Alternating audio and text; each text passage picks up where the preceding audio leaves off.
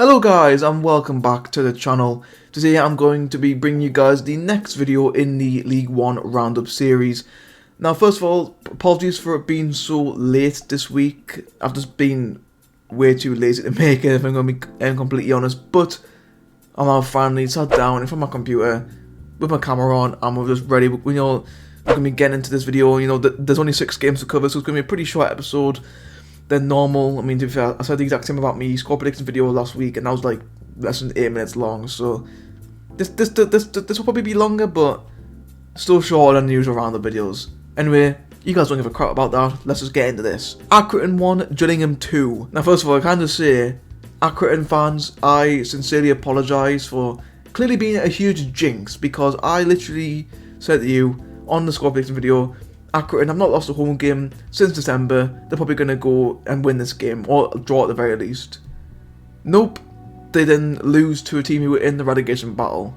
What? Like, again, it just proves how mental this league is. And to be fair, it was a really interesting one. To be fair, it was a really attacking game. To be fair, both sides went for it, but they weren't really that clinical. To be fair, Gillingham are really solid at the back. To be fair, I think right now they probably are the favourite to avoid the drop. I reckon, the bottom 4 as it is probably end up going down, which is a contrast to what I said in my last video I put on Sunday. But yeah, Accrington, to be fair, they were poor. They were so poor in this game. I mean, yeah, there were times that they were pretty unlucky, but overall they were really poor. And to be fair, both of Gillingham's goals were just, it was shocking defending, really. I mean, to be fair, also Daniel Phillips' ball for the second goal was lovely stuff from him. Now then, I want to talk about a huge decision which could actually impact the relegation battle as a whole. Basically, in at a time, Accrington should have been given the penalty. It was a stonewall penalty. Like, to be fair, literally, I'm still, like, it's been like 3 days, maybe 4 days now. I'm still so surprised at how this wasn't given as a penalty. Like, the Accrington player literally gets practically gets RKO'd in the box. Okay, I know it wasn't RKO, but he basically gets absolutely bulldozed in the box, right? The Gillingham defender had no attempt to try and get the ball. He just literally fucking crushed him in the box. The referee was literally standing right in front of it. He had a clear vision of this, and then give the penalty. What?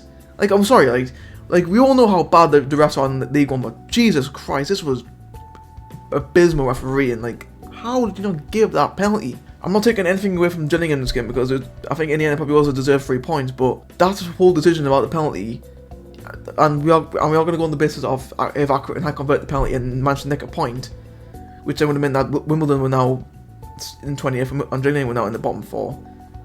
Those 2 points could have been kind of a huge difference come the end of the season. And just looking how tight the League One relegation battle is, that could be, those 2 points that Gillingham could have potentially lost out on could be pretty huge. And if I was like Wimbledon or Morecambe, I'll be pretty upset by that.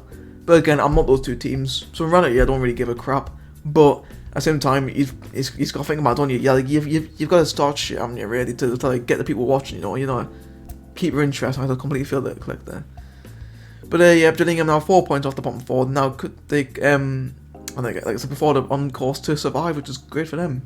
Wimbledon 0, Cambridge 1. Again, a pretty expected outcome. I think I predicted a 2-1 in Cambridge win, so I'm pretty much there, really. It wasn't really a good game to watch, to be fair. Like, that is expected with 2 teams at the bottom. Like, yeah, Cambridge won't get relegated, but, they're still near there, and lately their form before this game was pretty poor. And in this game, they were pretty damn solid, I'm not going to lie. They, as a whole team, they looked pretty damn good.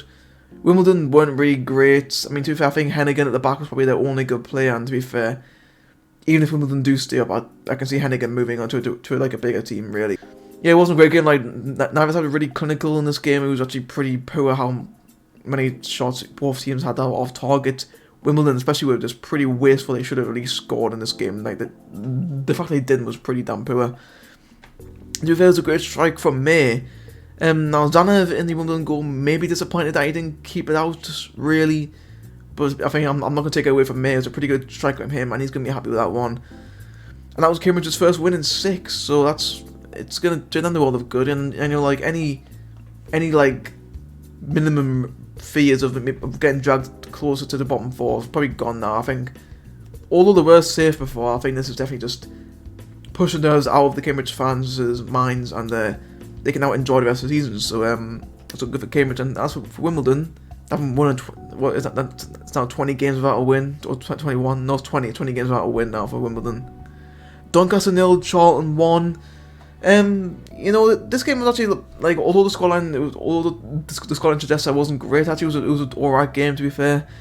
Charlton, it was an overall good performance from them. Really, I think they look like they're done the season pretty comfortably, because it's at like 3 wins in a row now with 3 clean sheets. So looking good for them.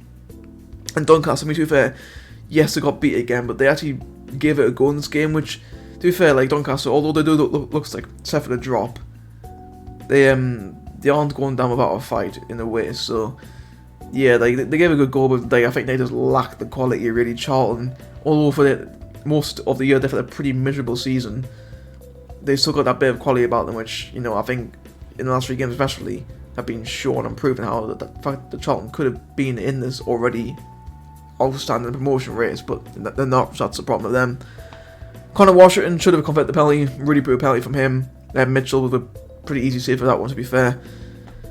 And to be fair, like, I think this game probably could have been more than 1-0 because Charlton should have really like capitalised on Doncaster's just poor mistakes at the back. Like, Mitchell made a really shocking mistake in the first half, which Charlton somehow didn't manage to score. And to be fair, Doncaster's defence was just all over the place, which it has been for most of the season really. And yeah, they really were let off with Charlton's poor finish in there. Again, Mitchell and goal for Doncaster pretty much kept them in the game really. Like, second half pulled some unbelievable saves off. But you know, Charlton managed to keep away with the 3 points, which doesn't really do them any favours or slip-ups. But yeah, Doncaster, I think, like they just don't have any quality in that team. Like, that team's quality that was there at this time last season was just completely gone. And yeah, and they look like they're going to be missing, going down into League 2, 4 points off City now. Like, that gap is, like, after Gillingham's like 4 points picked up the last 2 games, that gap is starting to get, it's going to get a bit bigger now. But who knows there. Ipswich 1, Plymouth 0. In a way, this was a shock result, because I'm pretty sure everyone thought that Plymouth probably would have won the game, and if not, it would have been a draw. But no, Ipswich got a win, and it was a very deserving as well. Like, Plymouth were poor. Like, I don't know if this was just like a bad day at the office for them. They just weren't good enough at all. Like going in this game, Plymouth were in some great form. Like, literally 6 wins in a row, 6 clean sheets in those 6 games. Thinking, okay, they're gonna go and avoid defeat again here against Ipswich. But they were so bad. I don't know what happened to them really. I think Ipswich, again, like Charlton in the last game, Ipswich could have won this game by more goals, but they were just so poor in front of goal, really. And for Ipswich's goal, now, it actually wasn't the first time that Plymouth actually conceded a goal like that. Like, to be fair, I can remember, I think it was Leon Diaku for Sunderland against Plymouth back in December. And I remember he scored in a similar position. Like Plymouth had conceded so many goals at the front post. It's just pretty poor, I'm not going to lie. But yeah, like, I don't know why, but like, from the highlights that I watched it, from what I gathered, Plymouth just didn't look arsed in this game at all. Like, they were like, you know, we've got that 7-point lead over Sunderland or Sheffield Wednesday, whoever. We can probably afford a defeat here. But to be fair, they were just, like, I don't know if it was just complacency or what, but they just didn't look up for it at all, whereas Ipswich were. Although Ipswich are still 5 points off the playoffs, and the 3 teams above them all have the games in hand on them. In a way, it's looking so unlikely that they're going to get playoffs, but right now they're probably the only like outsider team really, because even has a similar chance of getting in the playoffs. Obviously, as a Sunderland fan, I hope they don't, because it just means more competition for us. But they've still got that outside chance, and to be fair, I wouldn't write them off just yet. Like I know I have in previous weeks, but now maybe not. Maybe they've got one more shake up their sleeves. But again, Plymouth, they've still got that 7-point lead there, but you know, like, they can't get too comfortable, because if they do and they don't win any of their remaining games, no top 6 for you, Plymouth, which would be a shame, because if they were to finish top 6, I think they probably would have gotten to the final at the very least. So there's that. Sheffield Wednesday 4, Cheltenham 1. Again, a game which he predicted could happen really. Like, I think again with the Cambridge game against Wimbledon, I predicted this happen, and I did fair. Again, I said 3-0 Sheffield Wednesday, so I wasn't really that far off in this one. But again, a great performance from Sheffield Wednesday. just go right. Like Cheltenham weren't terrible, but I think they were just outclassed really by Sheffield Wednesday. It was a very open attacking game, which is hence the 5 goals in it. Alfie Mays scored a good goal early on. I think Peacock Farrell maybe disappointed I didn't get that, but who knows. And Wednesday obviously did respond well by equalising almost immediately. And for pretty much all the second half, they completely controlled the second half. Like, yeah, they're already winning. I think it was 1.5 half time. Like, second half, they completely turn up the gear, and yeah, they really went for it. So yeah, fair play to Wednesday. And again, it was a much needed win for them after dropping 4 points in the last 2 games against Accrington and the other team. I forgot. Shit, I forgot who Sheffield Wednesday played last week. Oh, it doesn't matter. But yeah, it was a much needed win for them. They're now back in the top 6 and have got a 2-point lead over Sunderland. And obviously all them and Denty and Wickham have all played the same games as well. So it's right now they're looking pretty comfortable right now, Sheffield Wednesday. But again, we all know how they can slip up every now and again. So who knows? Shrewsbury 1, Lincoln 0. Lincoln, how the fuck did you lose this game? I'm sorry. Like, I'm not taking anything away from Shrewsbury here because they played pretty well, but Lincoln, you had the amount of chances that you had to score. Like, to be fair, they must have saw what Sunderland did last weekend and like, you know what? Let's just copy them. Let's just copy them and just play like complete shit in front of goal, because that's actually what happened. Like, they had so many wasted chances. It was actually kind of embarrassing, really. And yes, they had more of the ball than Shrewsbury, but Shrewsbury just, when they had the ball, they actually did something with it. Like, I've seen so many teams in person this season, like Bolton when we played at home, like other teams as well. I forgot, like Plymouth, like bloody Portsmouth, people like that who have the ball a lot, but just don't do anything with it. That was Lincoln in this game here. And again, Shrewsbury had so much more quality on the ball, a lot more clinical. I think writing over Lincoln probably would have been disappointed. That probably thought he could have done better with the goal, maybe. But you know, at the same time, it's like, so what, really? And Shrewsbury, that's 3 wins in a row for them now. That's also 5 clean sheets in 6. See, Shrewsbury, like, I think they could have easily been in the top half if they just had this form for just longer in the season. Like, they were like at one point they were pretty close to the bottom 4, but now they're yeah, they're like nowhere near that now. But they could have had a so much better season if they just played like this for the season. So maybe like a disappointing season whole for Shrewsbury, but like Charlton ending it on a high. That's going to be good for Charlton there.